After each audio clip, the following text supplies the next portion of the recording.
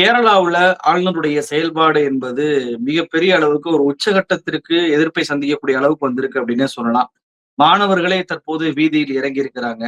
ராஜ்பவன்ல நடக்கக்கூடிய நிகழ்ச்சியில தொடர்ச்சியாக பாரத மாதாவுடைய போட்டோவை ஆளுநர் அவர்கள் பயன்படுத்தி வருகிறார். ஏற்கனவே அமைச்சர்கள் அந்த விழாக்களை புறக்கணித்த சூழ்நிலையில தற்போது கேரளாவில் இருக்கக்கூடிய முக்கியமான பல்கலைக்கழகம். அந்த பல்கலைக்கழகத்திலுமே தான் கலந்து கொள்ளக்கூடிய நிகழ்ச்சியில பாரத மாதா போட்டோவை அவர் வச்சிருக்கிறார். இதற்கு எதிர்ப்பு மாணவர்கள் ஆளுநருடைய அந்த வாகனம் வரக்கூடிய அந்த பாதையவே மறைச்சிருக்கிறாங்க.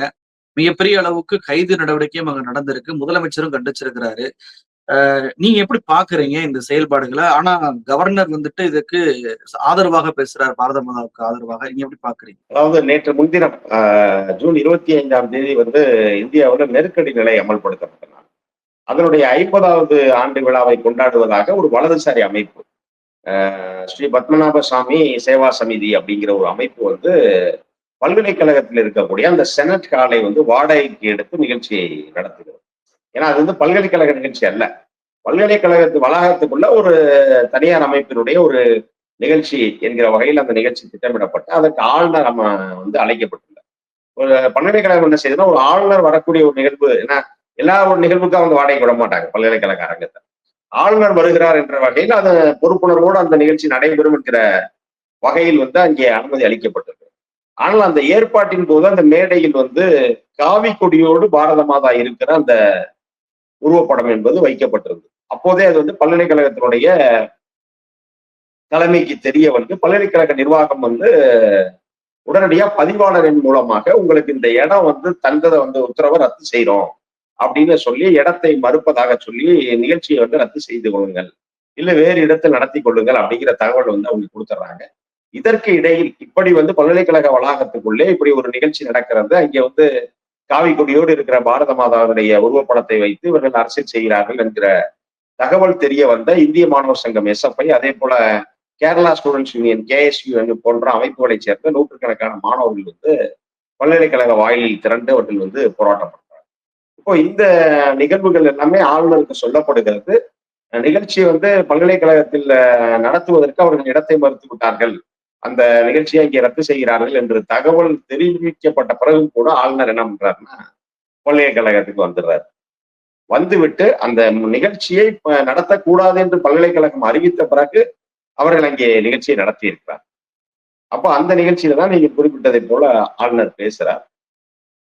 பேசும் பொழுது அவர் என்ன சொல்றாருன்னா, எமர்ஜென்சி கால கொடுமைகளை பற்றி எல்லாம் பேசுகிறேன் என்று சொல்லி, நானும் எங்க அப்பா எல்லாம் சிறையில இருக்கோம் எமர்ஜென்சில அப்படின்லாம் சொல்றாரு. எமர்ஜென்சியினுடைய வரலாறு பாடப்புத்தகத்திலே சேர்க்கப்பட வேண்டும் அப்படின்னு பேசுறாரு. இப்படி தொடர்ச்சியாக அந்த மேடையில அவர் பேசுறார். இதற்கு எதிர்ப்பு தெரிவித்த பல்கலைக்கழகம் இப்படி அனுமதி எல்லாம் ரத்து செய்ததெல்லாம் கண்டித்து பல்கலைக்கழகத்தையும் கண்டித்து பேசுகிறார். இதற்கு இவர் இது போன்ற செயலில் ஈடுபடுவது இது முதல் முறை அல்ல. ஜூன் மாதத்திலேயே பாத்தீங்கன்னா 3வது முறை. ஜூன் 5ஆம் தேதி சுற்றுச்சூழல் தினம் ஒன்று நடக்கிறது. நீங்களே கூட அதை பற்றி இந்த வலைக்காட்சியிலேயே கூட ஒரு விளக்கம் கொடுத்துருக்கீங்க, ஏற்கனவே ஒரு காணொலி போட்டிருக்கீங்க. அப்போ அங்கே என்ன பண்றாங்கன்னா, ஆளுநர் மாளிகையிற்குள்ளாக நிகழ்ச்சி நடத்துவதற்காக மாநில அரசு கேட்குது.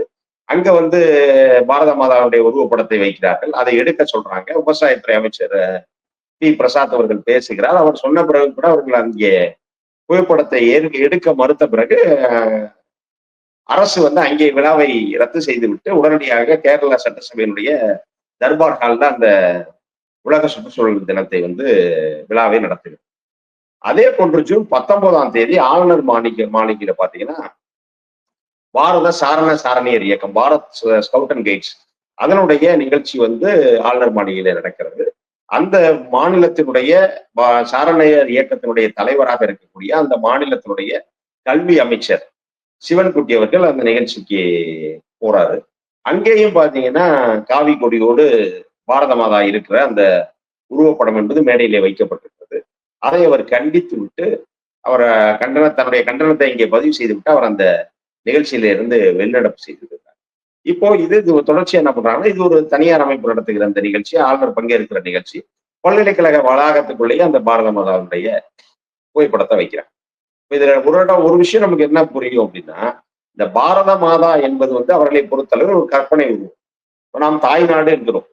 இது ஹோம்லேண்ட் அப்படிங்கிறது வந்து உலகம் முழுமையா எல்லா நாட்டிலும் பயன்படுத்தப்படுகிற வார்த்தை ஆங்கிலத்துல ஹோம்லேண்ட், மதர்லேண்ட் என்றெல்லாம் பயன்படுத்தப்படுகிறது. நாம் வந்து தாய்நாடு அப்படின்னு சொல்றோம். அதன் உடனடியாக இவர்கள் வந்து பாரத தாய் என்கிற உருவகத்தை இவர்களாகவே ஏற்படுத்தி கொண்டு அந்த உருவம் இப்படித்தான் இருக்கும், கையில் காவி கொடியோடு இருக்கிறது, பின்னாடியிலே சிங்கம் இருக்கிறது என்றெல்லாம் இவர்களாக உருவப்படுத்தி வச்சுட்டு, இது வந்து ஏதோ அலுவல் பூர்வமான புகைப்படம் என்கிற அளவில் வந்து அதை எல்லா இடத்திலும் இவர்கள் பயன்படுத்திக் கொண்டார். ஆனா கேரள மாநில அரசு மிக தெளிவாக என்ன சொல்லி இருக்கிறது அப்படின்னா, முதல்வர் ஒரு உத்தரவை பிறப்பித்திருக்கிறார். அரசியலமைப்பு சட்டம் அங்கீகரிக்கிற தேசிய குறியீடுகளை கொண்ட புகைப்படங்கள் மட்டும்தான் இந்த மாதிரி அரசு விழாக்களில் பயன்படுத்தப்பட வேண்டும். எந்த இது மாதிரி தனியாராக நீங்க தான் நினைக்கிற எந்த புகைப்படத்தை பயன்படுத்த முடியும். உதாரணத்துக்கு எடுத்துக்கிட்டீங்கன்னா, ஒரு விளக்கத்துக்காக நான் சொல்றேன். இப்ப முதல்வராக ஒருவர் இருக்கிறார். அந்த முதல்வருடைய எந்த புகைப்படத்தை நீங்கள் அரசு விழாவில பயன்படுத்தணுங்கிறத அரசே சொல்லும். ஒரு புகைப்படத்தை அறிவிக்கும். இப்ப நீங்க பாத்தீங்கன்னா, தமிழ்நாட்டில் பாத்தீங்கன்னா, நீங்க எங்கு பார்த்தாலும் முதல்வருடைய ஒரே புகைப்படம் தான் இருக்கும். நீங்க ரேஷன் கடையில பாத்தீங்கன்னா அந்த புகைப்படம் தான் இருக்கும். நீங்க அரசனுடைய செய்தித்தாள்கள் வெளியீடுகளில் பார்த்தீங்கன்னா அதே புகைப்படம் தான் இருக்கும்.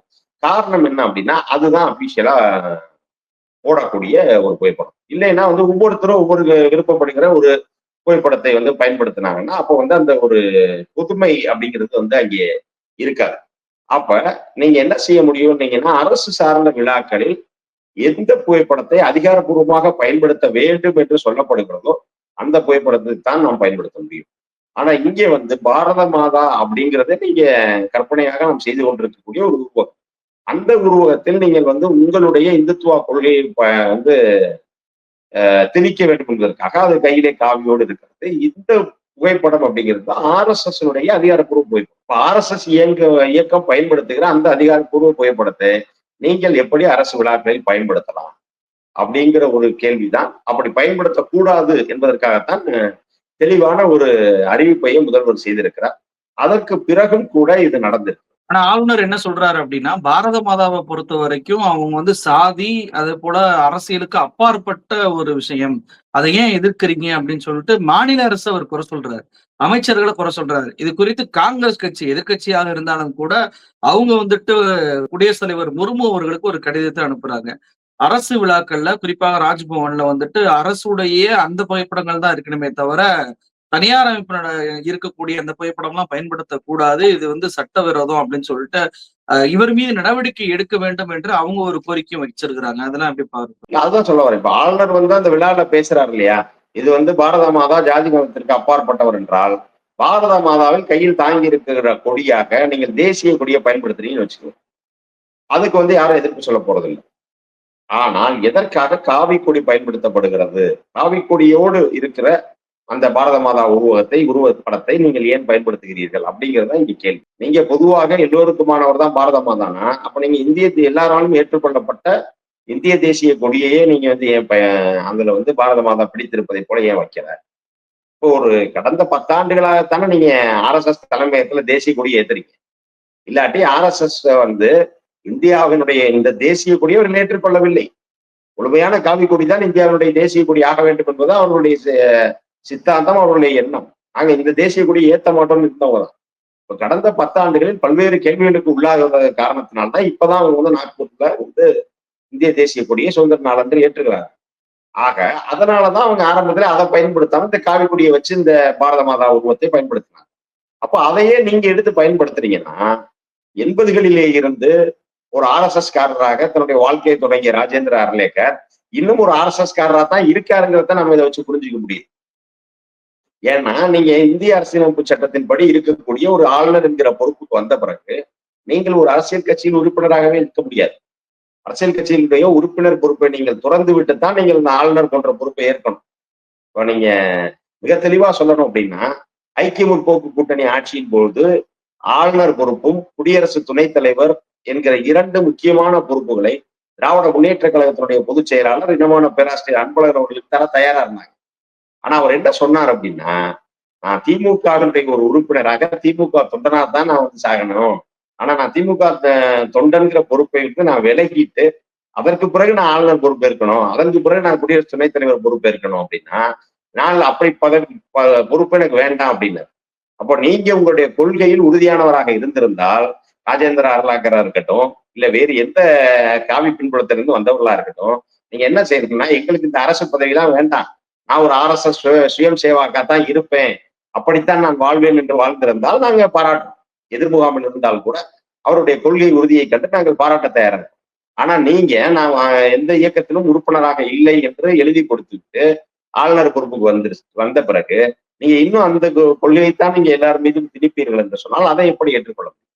அததான் வந்து அகில இந்திய காங்கிரஸ் கமிட்டியினுடைய பொதுச் செயலாளர் சி வேணுகோபால் வந்து குடியரசுத் தலைவருக்கு அனுப்பி இருக்கிற அந்த புகார் கடிதத்துல அதுதான் குறிப்பிட்டிருக்காரு. இவர் வந்து எந்த ஒரு அரசியல் கட்சியிலும் உறுப்பினராக இருக்கக்கூடாது அப்படிங்கிற நிலையில இவர் எப்படி ஒரு குறிப்பிட்ட பின்புலத்தை போன்ற குறியீடுகளை தொடர்ச்சியாக பயன்படுத்துகிறார். ஏன்னா ஒரு முறை பயன்படுத்தினா முடியலன்றான். ஏன்னா இந்த நிகழ்ச்சி தனியார் நிகழ்ச்சி. நீங்க என்ன சொல்லலாம், இந்த நிகழ்ச்சியை ஏற்பாடு செய்த ஸ்ரீ பத்மநாப சுவாமி சேவா சமிதி அப்படிங்கிற அமைப்பு வந்து ஒரு தனியார் அமைப்பு. அவங்க வந்து இந்த நோக்கத்துல இருந்தாங்க. அதனால அவங்க இதை வந்து பயன்படுத்திட்டாங்க அப்படின்னு ஆளுநர் சொல்லியிருந்தால் பரவாயில்லை. ஆனால் அப்படியும் கூட அந்த நிகழ்ச்சி நடத்தப்பட்ட இடம் ஒரு கல்விக்கூடத்துக்கு உள்ளே அப்படிங்கிறதுனால அந்த பல்கலைக்கழகத்துடைய பதிவாளர் சொல்றாரு, நீங்க இந்த குறியீடை எடுக்கலைன்னா இந்த நிகழ்ச்சியை நடத்த முடியாதுங்கிறார். அப்போ அங்கே அனுமதி மறுக்கப்பட்ட பிறகும் கூட நீங்க நிகழ்ச்சியை தொடர்ந்து நடத்துவதற்கான காரணம் என்ன? அப்ப இதன் மூலமாக ஒரு பிரச்சனையை தூண்ட வேண்டும். அப்போ மாணவர்கள் வந்து இப்ப கேஎஸ்யூ மாணவர்களோ அதே போல எஸ்எம்ஐ சேர்ந்த மாணவர்களோ இங்க வந்து போராட்டம் நடத்தும் பொழுது பாஜகவினர் அங்க வந்திருக்காங்க. அப்போ இருவருக்கும் உள்ளாக தேவையற்ற ஒரு சிக்கல் வரணும், ஒரு சட்டம் ஒழுங்கு கெடணும். இதன் மூலமாக கேரளா அரசுக்கு வந்து ஒரு அச்சுறுத்தலையோ இல்ல ஒரு அவமதிப்பையோ ஏற்படுத்த வேண்டும் அப்படிங்கிற நோக்கத்தோடு தான் இது போன்ற ஒரு சதி திட்டங்களுக்கு ஆளுநரே வந்து துணை போகிறாரோ என்றெல்லாம் நாம் சந்தேகப்பட வேண்டியது. ராஜ்பவனை பொறுத்த வரைக்கும் அது வந்து ஒரு அரசாங்கத்துடைய ஒரு கட்டடம் தான். ஆளுநர்கள் வந்து பல பேர் மாறி வரலாம். ஆனா வந்து அந்த ராஜ்பவனுடைய முழு கட்டுப்பாடும் அந்த மாநில அரசு கிட்ட தான் இருக்கும். அப்ப அந்த மாநில அரசு சொல்லை தான் அந்த ராஜ்பவன்ல இருக்கக்கூடிய ஆளுநர் கேட்கணும். அமைச்சர் சொல்வதையும் கேட்க மாட்டார். முதலமைச்சர் சொல்லக்கூடிய உத்தரவையும் கேட்க மாட்டார். பல்கலைக்கழகத்துல அந்த நிகழ்ச்சியை ரத்து செய்த போதும் கூட அந்த நிகழ்ச்சியை நான் நடத்துவேன் அப்படின்னு சொல்லிட்டு அதிகாரத்தை துஷ்பிரயோகம் பண்ணி அந்த நிகழ்ச்சியை நடத்துறார். தொடர்ச்சியாக இதை காரணம் காட்டியே இந்த அரசுக்கு நெருக்கடியை கொடுக்க வேண்டும் என்ற முடிவுக்கு வர்றாரா? ஏன்னா எல்லா இடத்துலயும் ஒரே போட்டோ வைத்து மட்டுமே எதிர்ப்பு அப்படின்றப்போ, இது வந்துட்டு மற்ற மாநிலங்கள் இருக்கக்கூடிய ஆளுநர்களுக்கும் பரவுகிறதா? குறிப்பா தமிழ்நாட்டுல ஆளுநர் ரவி அவர்கள் திருவள்ளுவருக்கு காவி போர்வையை போற்றுபவர். திருவள்ளுவர காவி சித்தாந்தத்துக்கு உள்ள இழுக்கக்கூடியவர். இப்ப இவரு தொடர்ச்சியாக பாரத மாதாவை பயன்படுத்திக் கொண்டே வந்தா, அது மற்ற மாநில ஆளுநர்களுக்கு முன்னுதாரணமாகி, இப்ப தமிழ்நாட்டிலுமே ஆளுநர் ரவி அவர்கள் பாரத மாதா போட்டோ பயன்படுத்தக்கூடிய சூழல் வந்து ஏற்படாதா? அப்ப இது ஆரம்பத்திலே தடுக்கப்பட வேண்டிய ஒரு விஷயமா தானே இருக்கு அது பார்க்கப்படணும். இல்ல கண்டிப்பாக மற்ற மாநில ஆளுநர்கள் வந்து அதை பின்பற்றுகிறார்களோ இல்லையோ, மற்ற மாநில ஆளுநர்கள் பின்பற்றவில்லை என்று சொன்னாலும் கூட ராஜேந்திர அர்லேக்கர் செய்வது தவறுதான். அதனால அவருடைய இடத்தில் அவர் செய்கிற போதே கண்டிப்பாக இது வந்து தடுக்கப்பட வேண்டிய ஒரு செயல்தான். ஏன்னா இது தொடர்ச்சியாக இதை பற்றி தெரிந்து கொண்டே அவர் செய்யக்கூடாது. தொடர்ச்சியாக பொது வாழ்விலே இருக்கிறார். பலமுறை சட்டமன்ற உறுப்பினராக இருந்திருக்காரு. பேரவையினுடைய தலைவரா கோவால வந்து பேரவைத் தலைவரா சபாநாயகராக இருந்திருக்காரு. அதே போல கோவாவில் சுற்றுச்சூழல் அமைச்சரா இருந்திருக்காரு. இப்படி தொடர்ச்சியாக ஒரு பொறுப்பை வகித்து வந்த ஒருவருக்கு ஒரு பொது இடத்தில் நீங்க அரசியலமைப்பு சட்டத்துக்கு உட்பட்டு எப்படி நடந்து கொள்ள வேண்டும் என்பது வந்து தெரியாமல் இருக்க வாய்ப்பில்லை. அப்ப அனைத்தையும் தெரிந்து கொண்டு இவர் ஏதோ ஒரு உள்நோக்கத்தோடு தான் இதை செய்கிறார். தொடர்ச்சியா இதே மாதிரி பண்ணி இங்க வந்து ஏதோ ஒரு குழப்பத்தை ஏற்படுத்த வேண்டும் என்கிற நோக்கத்தோடு தான் இவர் நடந்து கொள்கிறார் என்பது தெரிகிறது. நீங்க ரவி அவர்களை பற்றி குறிப்பிட்டீங்க, தமிழ்நாட்டு ஆளுநர். அவர் தொடர்ச்சியா இதான் செஞ்சாரு. நம்ம எல்லாரும் பயன்படுத்துகிற வள்ளுவர் படத்தை விட்டு அவர் வந்து ஒரு காவி உடை அணிந்த வள்ளுவர் படத்தை பயன்படுத்தினார். அதே போல தமிழ்நாடு என்று எல்லாரும் போட்டுக் கொண்டிருந்த போது அவர் மட்டும் தமிழகம் போட்டார். இப்படி பல விஷயங்கள்ல வந்து அவர் வந்து தன்னுடைய கருத்தை வந்து பொது கருத்தாக திணிக்க நினைத்தார். அப்போ தமிழ்நாடு அரசு வந்து ஒரு மிகப்பெரிய கண்டனம் வந்த போதுதான் உடனடியா ஒரே நிகழ்ச்சிக்கு அவர் 2 அழைப்புதல் அடிச்சதெல்லாம் நம்ம பார்த்தோம். அந்த முதலில் தமிழகம் என்று அடித்திருந்த அழைப்புதலை வந்து விட்டுட்டு அதை யாருக்கும் கொடுக்காம அதற்கு பிறகு உடனடியாக அதை மாற்றி தமிழ்நாடு என்கிற வருகிற அளவில் மீண்டும் ஒரு அழைப்புதலை அடித்து அதைத்தான் எல்லாருக்கும் கொடுத்தார். ஆக இப்படி வந்து இவர்கள் தொடர்ச்சியாக தேர்ந்தெடுக்கப்பட்ட மாநில அரசுகளுக்கு சிக்கலை உண்டாக்க வேண்டும், அதன் மூலமாக அந்த மாநிலத்தில் குழப்பத்தை ஏற்படுத்த வேண்டும் என்கிற நோக்கத்தோடு தான் இவர்கள் செயல்பட்டுக் கொண்டிருக்கிறார்கள். இந்த இடத்துல வந்து சி வேணுகோபால் அவர்களுடைய புகார் கடிதத்தை அடிப்படையாக வைத்து குடியரசுத் தலைவர் வந்து ஒரு கண்டிப்பாக மீது ஒரு நடவடிக்கை எடுக்க வேண்டும். அப்படி குடியரசுத் தலைவர் வந்து நடவடிக்கை எடுக்க மறுத்தால் கேரள அரசு வந்து மீண்டும் ஒரு சட்ட போராட்டத்தை ராஜேந்திர அர்லேக்கருக்கு எதிராக தொடங்கிட வேண்டும் என்பதுதான் இந்த இதுல சரியான ஒரு நடவடிக்கையாகும். நிகழ்ச்சியில் கலந்து கொண்டு பல்வேறு தகவலை நம்ம நேரிட்ட பகிர்ந்துட்டீங்க. ரொம்ப நன்றி சார். வாய்ப்புக்கு நன்றி. வணக்கம்.